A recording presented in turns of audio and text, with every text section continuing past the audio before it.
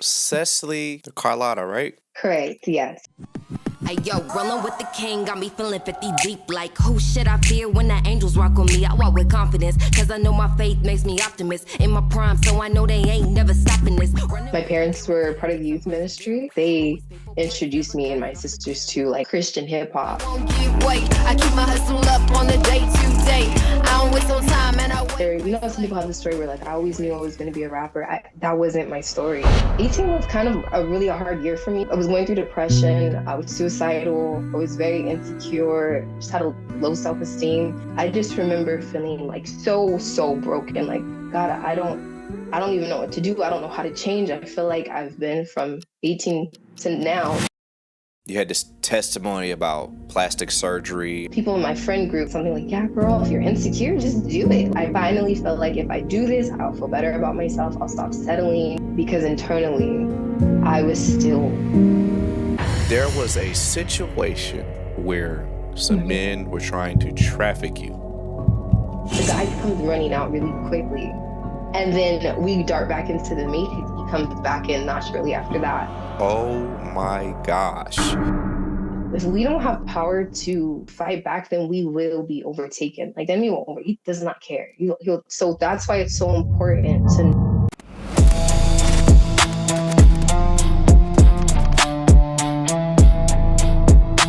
Hey guys, we have Ceslie in the building. Please like the video. It helps us out with the algorithm. And also subscribe if you're feeling it. And hit the bell notification to notify every time we go live. And we got Brother Ashley in the building. So yeah, Ceslie, how are you doing today? I'm doing really good. Blessed. How are you doing? I am great. You were 18 when you found you needed to make a change. And 22 to finally go and make it plain. Talk about it. Talk about it, sister. Yeah, no, it's awesome. I was like, wait, when did I say that? But that was actually when I was a rap that I put up.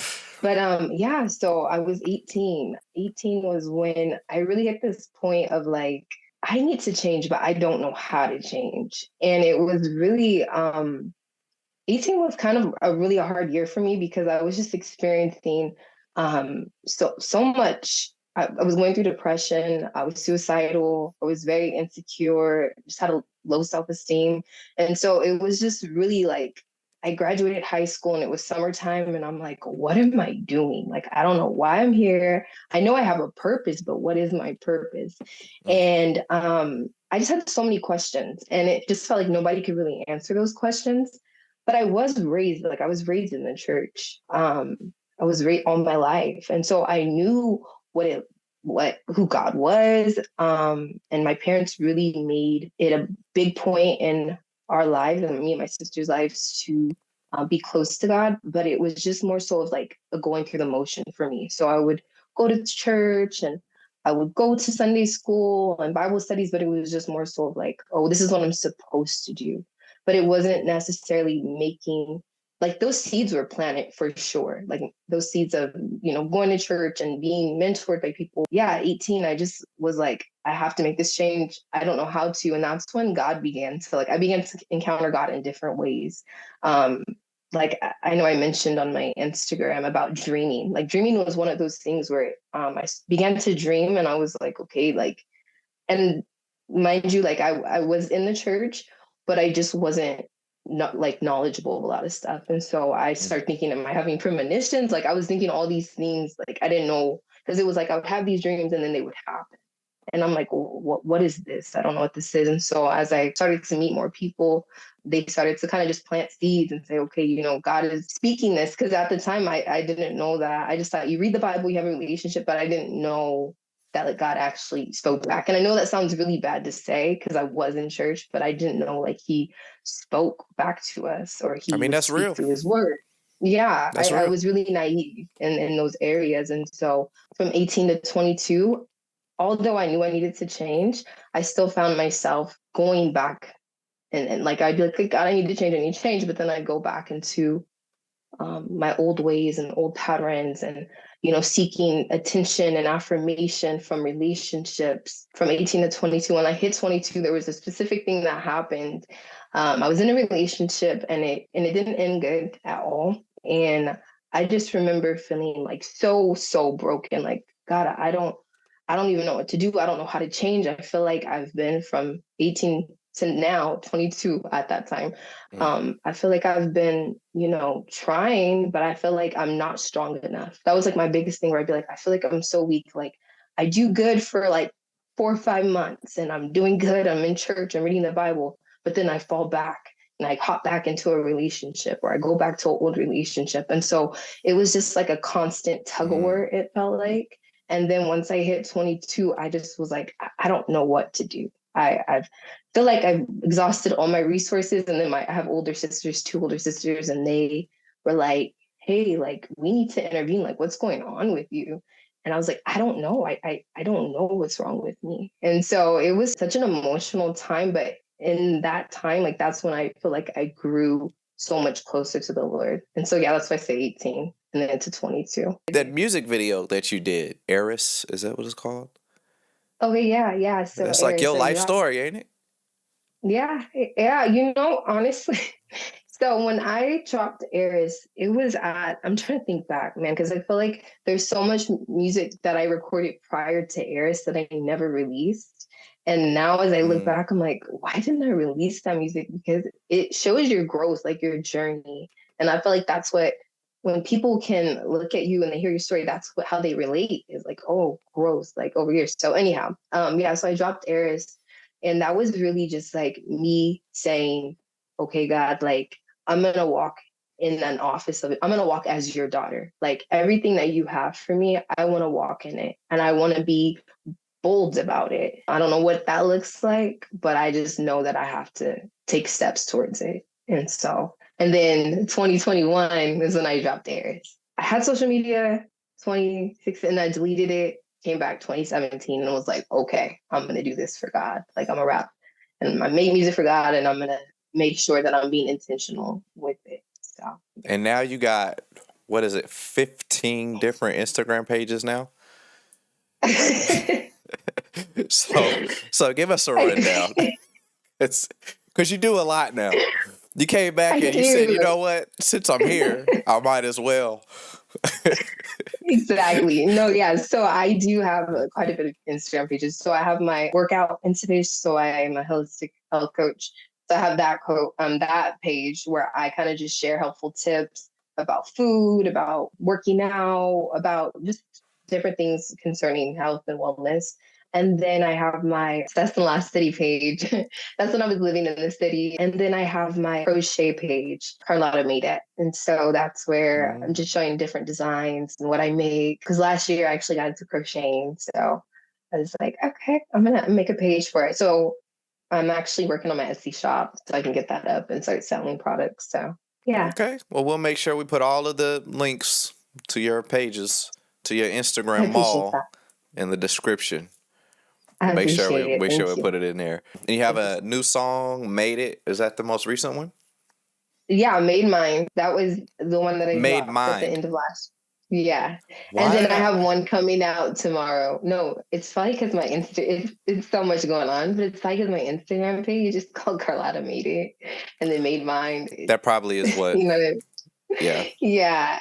So yeah, Made Mine came out at the end of last year, and then tomorrow I'll be dropping an old song that I recorded, but I felt like it's like my testimony. So I'll be dropping that. It's called Mirror Mirror tomorrow. February 14th. Okay. Well, y'all be on the lookout for the Mirror Mirror. I think Made Mine, I think that's like my favorite one. It was Heiress, but then Made Mine, I was like, it's taking me back to my roots. Let me still be saved though. Make sure I'm still saved when I listen to this song. But no, it's yeah, because it's got that flow. I'm thinking about the cover that you did. Now I wanted to ask you, like, how much are you paying the Ceslie, those kids in your videos? How much are you paying them? Oh, the kids in the videos? Oh, my nieces. Yeah. Oh, I'm paying them with Jamba Juice. Ooh, dates to Jamba Juice. They live yeah, the they life. make sure they get the biggest drink. They're like, give me a large. Yeah, they make sure they get. I said they motivated. They not playing around. Yeah, they really are. You know what? They're very creative. That's one thing about my nieces And I'm sure a lot of kids, but they're so creative. So anytime I'm like, hey, you guys want to do videos? Like, yeah, they'll give me advice and stuff. So yeah, I pay them in Jamba Juice. So they're paid off. They're paid off. Okay. Until you need them again. Mm-hmm. And so, yeah. That's cool. They're probably going to grow Yeah. up to be little choreographers the I way really that you think got so. them. Yeah. Choreographers, directors, I could see it for sure. So, but no, yeah, they definitely a joy for sure. You know, you were saying that you were insecure at one point. I just kind of want to know where were you at? Where are you at now? Because you were talking about like you had this testimony about plastic surgery. Yeah, so I'll just go back. So yeah, growing up, like I had mentioned, I was very insecure just with everything, like body, everything, just not accepting me in general. And so as I got older, people in my friend group, they start turning to plastic surgery. And so it was just like something like, yeah, girl, if you're insecure, just do it. Like, just go in and get it fixed or get what you want. It's that easy. You just pay for it. I was like, I'm doing it. So I start going to plastic surgeons. I start going to consultations, start putting money into it because I'm like, I know I'm going to do this. Like, I finally felt like if I do this, I'll feel better about myself. I'll stop settling. Like, I just had all these things in my head of like why it's the best decision for me. But I had this deep conviction at the same time too. Like, even though I'm going to these surgeons and I'm talking and I'm feeling like, oh, this feels like it's the right decision to make, I still would come back home and feel really convicted. Like, God was speaking to me, I believe, through that. Like, the Holy Spirit was convicting me, even in like while I'm walking in that. And so, yeah, so that was kind of like my journey with it, where it was just like I would go and then I would feel so convicted. Then I would go, I keep doing it. And then one of my friends actually one day called me and I shared it, and I wasn't going to tell anybody. I was just going to be me and my friend. We were going to go, but I just shared it. And this particular friend was like totally against it. Although I wasn't that close to God in college, he was like the youth pastor of the campus, I guess you could say. He wasn't a youth pastor, but he had that vibe. Like, he was telling everybody about Jesus. He was just very honest with people. And so we had became friends. I think we both got injured. I was an athlete, we did track. And we ended up in the training room. And then we just started talking about God and how he was raised in church, how I was raised in church. And then from there we became friends. And then, yeah, so I wasn't going to tell him. I don't even know how that came up in the conversation when we were talking, but he kind of like corrected me and rebuked me. And I was like feeling really like convicted, but at the same time, it was like that truth that I needed to hear in that moment.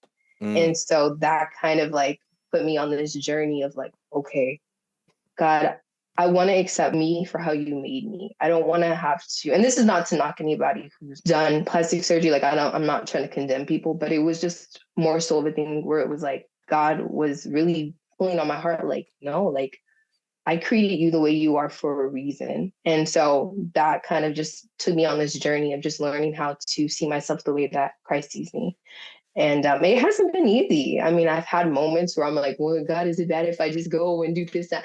And it's just like, no, like, and so it's definitely been a journey, but I definitely am growing. That's the biggest thing is like, I'm growing because I think for a long time, I was like, how am I going to help?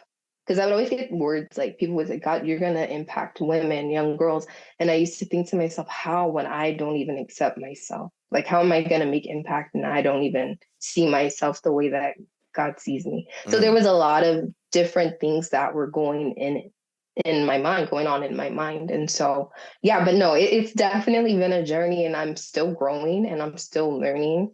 But I'm definitely not who I was 2016, even last year. Like, I've changed. Do you think that if you got the procedure, any of those procedures, that it would have made you more confident? Or like, do you think that maybe it'll be like the new car effect where you feel good and then you go back? Like, what do you think would happen? Honestly, I feel like for a moment, because the thing is, externally, it probably would have made me feel better about myself, but there was still something going on internally.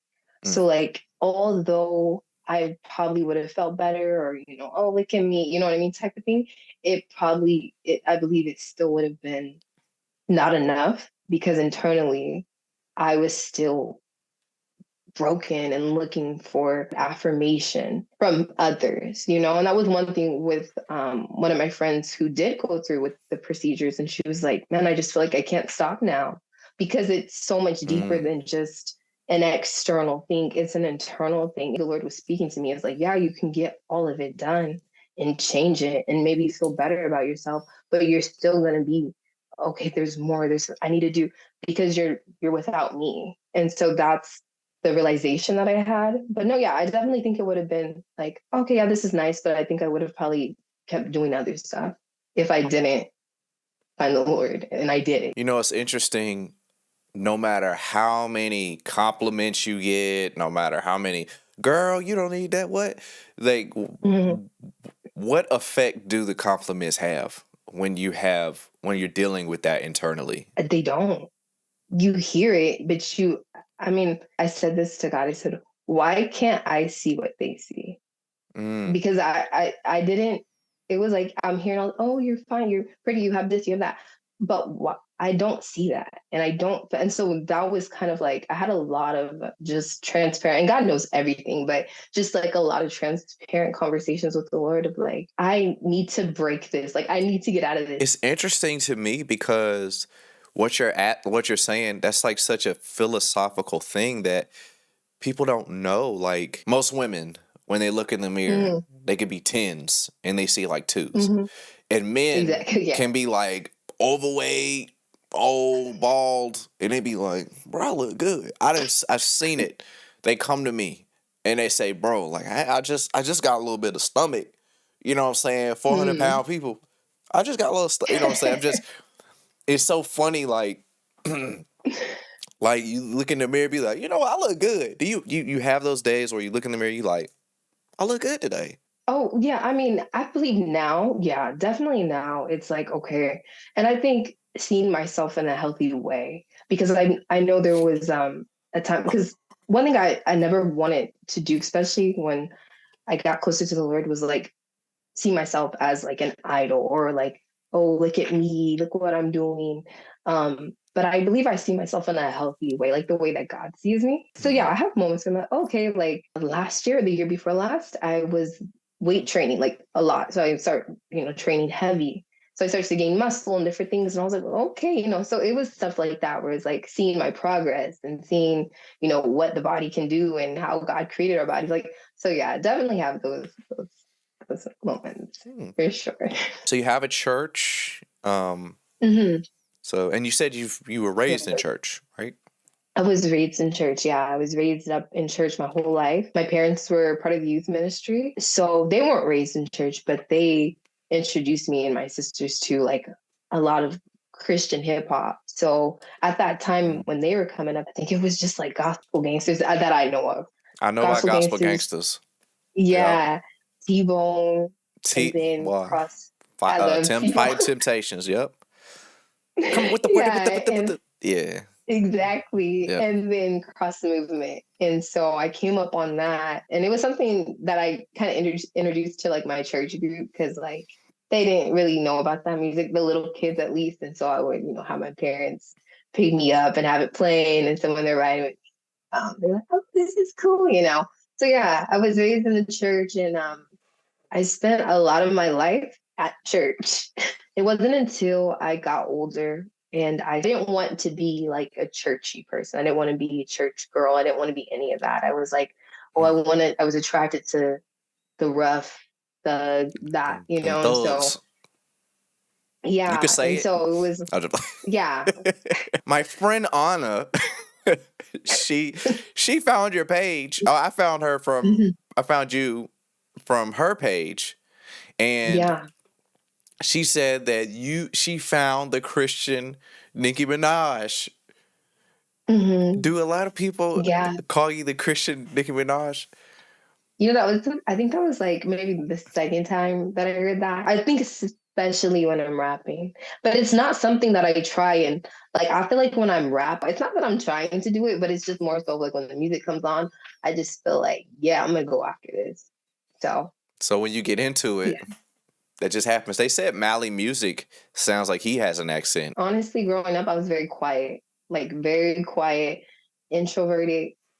shy. If I don't have to talk, I'm not going to talk. I just want to be to myself and I don't want to be noticed. God kept like speaking to other people and speaking to me about doing music. And I'm like, there's no way because I've never, some people have the story where like, I always knew I was going to be a rapper. That wasn't my story. I didn't always know that I was going to be a rapper. I thought that I was going to be a dancer because that was something that I loved. And would record myself dancing. Like that was just something I thought I was going to do. Like hip hop But dancing or something? Yeah, hip hop dancing because I wanted to be. You need to meet Anna then. One day, I feel like we definitely will meet. I would record myself, and then I started to write. I always wrote poems though and poetry, and then one day I just was sitting in my parents' kitchen and I wrote to the song. I don't know if you heard "Words I Never Said" by Lupe Fiasco. Oh yeah, I love that song. That's that. Yeah. In my mind, right? Yeah, that's the song. Oh, I love that song. Yeah. I love that. We used to work so out to that song all the time. Yeah. Yeah, that was my song. So I really liked that beat. So I just was like, I'm going to look up the instrumental. So I looked up the instrumental and I just started to write and I wrote a song to it. And I never rapped. And I'm probably like 19 or 20 at the time. And I just was like, okay, I'm going to, do it. And so then I think my sister got home and I was like, hey, I'm going to rap this song to you. And then I rapped it to her and she was like, you actually don't sound bad. She's like, yeah, you sound kind of good. And so I showed my mom and she was like, you sound good. So that's kind of how that started to evolve. But then a few years went by again and I wasn't really picking it up. I was like, that doesn't make sense to me. I'm quiet. Like I just wanted to live behind being quiet and being introverted and just being in the background. But God kept pulling me. Kept pulling me out. Where my organ at? So yeah, that's how things began to go, and even up until now, like I still am like, okay, like I want to do this for you, getting outside of myself, getting outside of my comfort, and doing it because I know that God is calling me to be a light and to impact those around me. Your vlogs on your channel be blessing me because that'd be like, oh my gosh. There was a situation where some men were trying to traffic you. And I just saw the movie Sound of Freedom. And I was like, oh my gosh. So it's just when I heard you say that, it became more real to me, because people hear it and they're just like, that's terrible. But they don't feel like, oh, you could have not been here, Right. So what was that situation like? Yeah. So me and my sister, we were in San Diego, California, and we were at the mall. And I believe this happens at this mall a lot. Actually, after the fact, I looked it up and I believe it does happen there often. So yeah. But no, me and my sister were there at the mall and we're just kind of having like a sister day. And as we're walking around, I started to notice a certain race of men. They were like planted in certain spots. So there's like the food court. There's some over in like promenade area where they have like kids and stuff. And then there was a few in front of the food court, I believe. But I wasn't, I'm observant, but at the same time, I was just kind of, like me and my sister were talking and stuff. So anyhow, we start walking and these two guys stop us and they were like, oh, hi. And it was so weird how it would even happen. But anyways, they come up to us and they just start asking us random questions. Like, do you like Kanye West? Like stuff like that. And we're like, not really. Like, and so we were just like, oh, okay, yeah. And then they're just asking like, oh, so where we live and that type of stuff. And then they asked what we were doing that day. We're like, I wasn't going to tell him what we were doing. I'm the older sister because I have a younger sister. So that's who I was with, my younger sister. I was like, oh, no, we're just kind of figuring it out. And so they're okay. So they walk off. So it's two guys, one really tall one and one really short one. They walk off. And then I see like another two guys coming up. But these guys look similar to the other two guys. And I'm like, okay, like that's strange, but whatever. We go into Macy's. And I'm telling my sister, but I see these other two guys that I seen after the other two guys. So the first two guys pass, the other two guys, I see them kind of telling us when we go into Macy's. So I told my sister, I was like, hey, do you see those guys following us in there? And she's like, yeah, but I didn't want to think like that was happening. So I was like, okay, maybe it's in our heads. We're tricking them. We go out and then we kind of go behind, like, I think it was like behind this wall thing. The guy comes running out really quickly.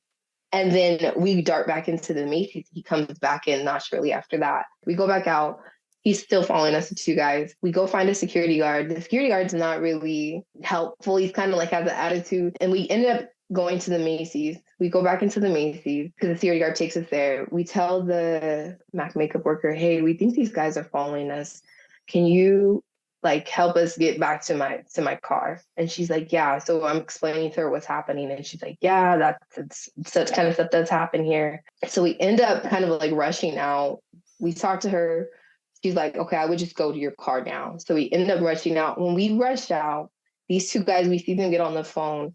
And it was like God shined this light. I'm not even lying. I remember telling my sister, it was like God was like, you know, it's just like everything that's done in the dark comes to light.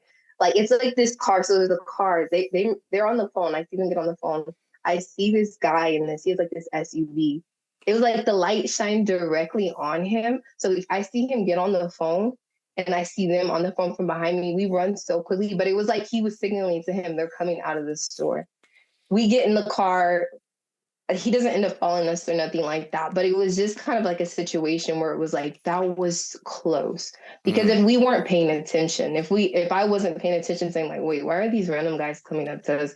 Why are they now a different group of guys? But they're all the same race. So they're all like dressed similar, same race, all of that. And then just noticing calls and text messages being made. It just, that really, just being discerning and like gauging and watching really, I believe, saved us in that moment because, yeah, they were definitely had a plan and they're trying to execute it. But glory be to God. Because when he shined the light on that car, that's when I knew, like, oh, that's who they were trying to send. Thank God for that, because you cannot take situations like that lightly. And you could think of like, oh, well, maybe they just, coincidences, and you just like, look. Yeah. You just gotta be careful. You have to be watchful. If you weren't paying attention, you probably could have missed some of those signs that, being aware of your surroundings, like, because they're not trying to make it obvious, so no. you just, I know you wake up sometimes just thanking God that you here because you made it out of that situation. That's crazy. Yeah, no, definitely. I think in general now, it just, because I was last year when I was I wasn't necessarily living on my own, but I was alone a lot. So being vigilant and making sure that I was very aware of my surroundings was very important. So yeah, I think just as a woman in general, and not just, say men also have to be aware, but just as a woman in general, you have to be on guard and vigilant and making sure that you're not distracted by your cell phone and, because that one easy slip up, and by the grace of God, I'm here, but I'm just saying you want to make sure you're doing your job too and you're staying vigilant and on guard. Amen. There was a moment when you said you had stopped praying. It was dark for me. It was really dark and emotional, frustration. Like I was frustrated. I was very angry at that time too, like very angry. It wasn't a good time for me at all. And so I think that's why now, I know, there's people that struggle with depression and suicide and all those things. And those are not things we should take lightly. Just say, oh, that person just is depressed, or like, no, I believe, and I'm not trying to blame everything on the enemy or anything like that, but I believe that is oppression. Like those are demons oppressing people. And you have to come to that knowledge to be able to say, okay, this is oppressing me. And how am I going to fight against this? And we can't fight against something if we don't have power. And the only way we get power is through the Lord. If we don't have power to fight back, then we will be overtaken. Like then he does not care. So that's why it's so important to know who you are in Christ. So that way, when those things do rise up or they try to hop back on you again, you're able to fight back with the word of God. As somebody that struggled with it, to be able to now speak out and say, like, I can't just, that's just something that people struggle with. No, like it's deeper than that. There are people that, are narcissists that do a lot of gaslighting or whatever. So they said, yo, if you don't stop talking, I'm going to take my life. And I thought he didn't take his life. So, oh, okay. But at that moment I was just so annoyed with him that I just said, like, bro, nothing you do can make me stop talking. Like, you got to learn your lesson. Yeah. You know what I'm saying? And I don't know what the best way to deal with that would have been, but Right.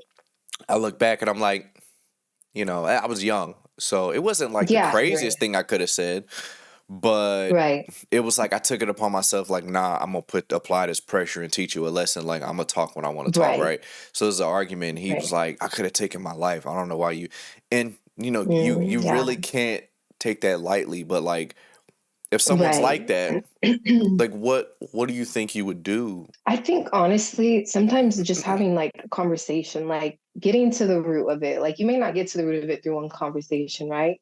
But I think just being able to create that trust with that individual and talking with them, letting them know that you care. So that way they can express how they're feeling and you can, figure out ways on how you can help. Now, I will say there's times where you also have to be, mindful and careful, because if somebody's not willing, you can lead a horse to the water, but if they don't drink it, that's on the horse. So if you're trying to help someone and they keep just saying, no, I can't, like, then that's different. But if they're willing and open to hearing you out and they're going to take some of your advice when you're helping them, then yeah, so I think just being able to build trust and open that line of communication with them and making sure that they feel heard and seen, that's going to be really important. I think with anybody struggling, if it's depression or suicide, even just like low self-esteem, I feel like just building that trust and that communication, it's really going to help. So what we like to do on the show is I like to tell you what I think your superpower is. May not be associated with an actual superhero or whatever, but it's like your ability that I see, right? And this isn't some, let's say it the Lord moment, but this is what I see. Right. So I see that your superpower is this amazing endurance, right? So when you're fully depleted of all your energy and you still have like some fight left in you, it's like you get beat down all the way to the lowest point, and it's like, how in the world did she just get back up after I just knocked her out? How did she just do that?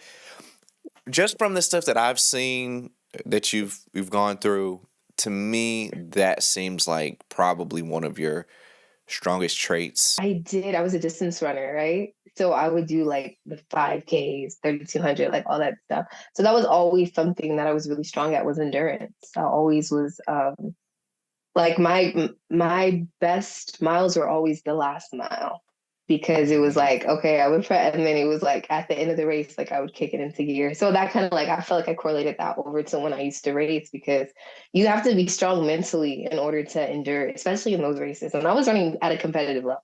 So it was painful, but it was like, I feel like I always got stronger the longer I ran. So this is the wild card segment. Okay. So we just ask you some random questions. I say we, like, hey everybody, it's just me. So I ask you some random questions and you just answer it however you want to answer it, okay? Okay. So the first one, what used to scare you as a child?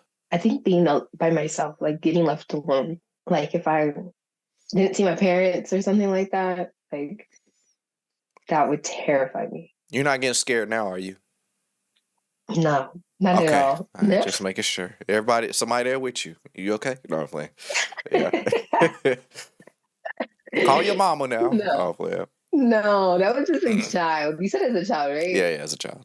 Okay. Just making sure I heard that right. Because if you said that and you didn't say child, I'd be embarrassed. No. Yeah, no, it's all right. Okay. I mean, we get scared. We get scared now. We get left alone. Mm-hmm. No, actually, I like that. I like being left. You actually like now? You scared when people are around? Oh, No, I'm like, social anxiety. No, that's not what I meant. I meant like, I like quiet, and yeah, I like the quiet. What is the main thing on your bucket list? I want to have a farm. That's like something that I really like on my bucket list. Like I want to have a farm. I want to have horses. lambs, sheep, chickens, big produce. Yeah, that's something I hope to make a reality, God willing. So, Wow, that's crazy. I have people yeah. at the church, at my church, that do that. And then my sister, she's trying to do some gardening in the back to grow some, produce and stuff. That's cool. Yeah, that's awesome. That's super cool. Yeah, I think that's the best way to do it. So yeah, God willing, I'm gonna do that. Why do we do things that we don't like to do? Ooh, I feel like we could do things that we don't want to do sometimes because of maybe approval of people, fear of people. It could be now if it's working out, like if you're working out, like some people don't want to work out, but they do it. We do them because we know they're good for us. Like we know that working out is good for your body, it's good for your heart. Eating right is sometimes it can be nasty. Like, oh, I don't want to eat this, but you know that it'll be good for your body. So in that sense, it's because it's good for you. But in other senses, it could be because we're afraid of what people will think or what people will say. Just seeking like outside approval. What is the most embarrassing thing that you have worn? Oh, you know what? No, okay. So at the time, it was my junior year, and I was going to prom, and I had went prom dress shopping with my mom. And when we went dress shopping, my mom was like, we're not gonna be out here for long. I don't want to spend too much money, so let's just get this done. So we go to this dress shop, and they were like, oh yeah. We have a few dresses in the back that are like under $100. And so my mom was like, okay, yeah, bring them. So they brought them out. And I remember there was this like pink, it was like a baby pink though. It was a baby pink silky dress. And it was long. And it wasn't ugly. Now in hindsight, it wasn't that bad. But when I seen it, I did not like it at all. But my mom was like, I tried it on. She's like, that looks good. And I was just like, I don't really like it. She was like, no, this is the last place you're coming. Like, you're just going to get it.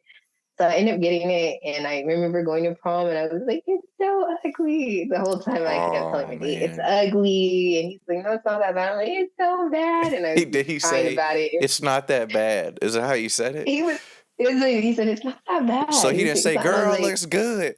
He said, it ain't that bad. You look all right. Exactly. You straight. I mean, So you're not the worst looking one here. Is that right? So that made me feel a little bit more worse. I know it not that bad. Golly. But he's young. He don't even know what to say. I didn't even look at my prom pictures for years. I was like, it was so ugly. But now I'm like, it was okay. It wasn't. But at the time, it was like monstrous. I was like, it's so ugly. So I would say that. When I went to prom, everybody had caked up makeup, looking like Mulan. And it was like, hey, Ashley. I was like, boy, somebody hugged me, got something on my rental tux. I was like, are you crazy? That's wild. Yeah. Yeah, no, definitely. 16-year-olds don't even know what they doing with makeup. No. I was like, I'm not so bringing nobody. No, it's so funny because when you're that age, you feel like you know stuff. I don't know. It's just crazy. You do. We all feel like we were grown. Mm-hmm. You really do. We feel like we grown now. We'll be 40, 50. We're gonna be like, I was a kid. At 37, I was a kid. It's like that's wild. Yeah. I mean, but it's a journey. Life's a journey. You're always learning and growing. So I'm sure 10 years from now, God willing, you'll look back and be like, oh, wow, I thought I knew. But what is the difference between cockiness and confidence? I believe that cockiness comes from external, or what you have or what you think how you think people perceive you or how people compliment you. I believe that confidence comes from within. Like it's something that it's like nobody can take it away from you. Cockiness, I feel like it can be taken because if people start downing you or it can waver. But with confidence, I believe confidence comes from within and it's genuine and authentic. It's not sustainable, but I believe confidence is within and it's sustainable. So, and it's authentic. It's real. I definitely think you can tell the difference from when somebody's cocky and then from when somebody's confident, Like lying to yourself in the mirror when you know Yeah, You need to put that cheeseburger down. exactly. But That's if I'm exactly. confidently eating that cheeseburger, no, just playing. Yeah. So what they say, fitness pizza in my mouth. In this whole, yeah. I remember that. That was, yep, I remember that. But that's the The fitness I memes and like. stuff. No. The Lord doesn't want that for you. Oh Lord, another one. No, just playing. Judgmental Christians. No, just playing. No, I love it. I love it. That's what we all need in our lives. People to be honest with us and not, Yeah. you know, have that balance of not like, Mhm.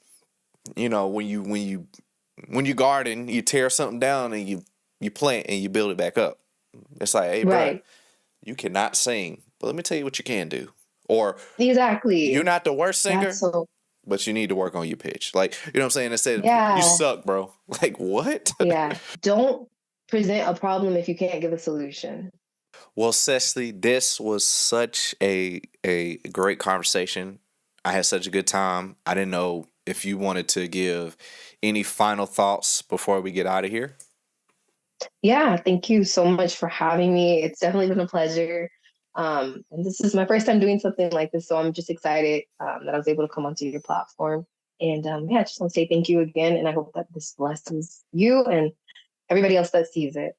Thank you. Well, Ceslie, this, like I said, it was I had such a great time, and little brother Ashley had a good time. Thank you so much. I appreciate it. Thank you. All right. And guys, if you could like the video on your way out and also subscribe if you're feeling it and hit the bell to get notified every time we go live. This is Just Ashley Keaton, JAK Podcast. We're to help you get blessed, confess, finesse, and enjoy the process. In the name of Jesus, God bless y'all.